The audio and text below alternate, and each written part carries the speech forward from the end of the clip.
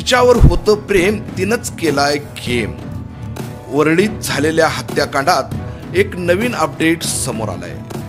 काही दिवसांपूर्वी वरळीच्या एका स्पामध्ये गुरु वाघमारे उर्फ सिद्धप्पा वाघमारे याची हत्या करण्यात आली होती। या प्रकरणात तपास सुरू असताना पोलिसांच्या हाती एक धक्कादायक माहिती समोर आली। जेव्हा गुरु वाघमारे यांच्यावर हल्ला झाला तेव्हा त्याची प्रेयसी देखील हल्लेखोरासोबत होती।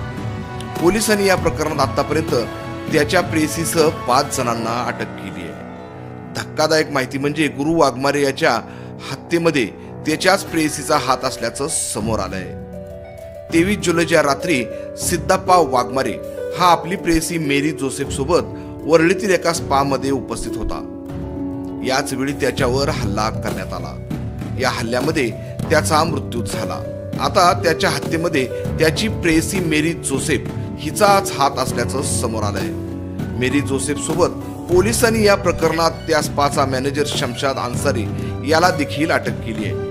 हल्ल्यापूर्वी सीसीटीव्ही बंद केल्याचा त्याच्यावर आरोप आहे। आतापर्यंत या प्रकरणात एकूण 5 जणांना अटक करण्यात आली आहे।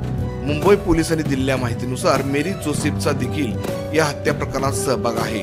23 जुलै रोजी जेव्हा आरोपी मोहम्मद फिरोज अन्सारी आणि साकिब अन्सारी यांनी स्पा मध्ये घुसून वाघमारे याची हत्या केली तेव्हा त्यांना गुरु वाघमारे याची प्रेयसी मेरी जोसेफने देखील मोठी मदत केली। एवढंच नाही तर त्या संपूर्ण प्रकरणाचा मास्टरमाइंड असलेला स्पाचा मालक संतोष शेरेकर याला देखील तिने सकाळी फोन करून गेम झाल्याचं सांगितलं। या स्पाचा मॅनेजर असलेला शमशाद अन्सारी उर्फ सूरज हा वाघमारेच्या हत्येच्या पूर्वी काही वेळ आधीच आपल्या 2 स्टाफ सोबत स्पाच्या बाहेर पडला। मात्र जाताना त्याने सीसीटीव्ही बंद केल्याचं देखील पोलीस तपासात समोर आलंय।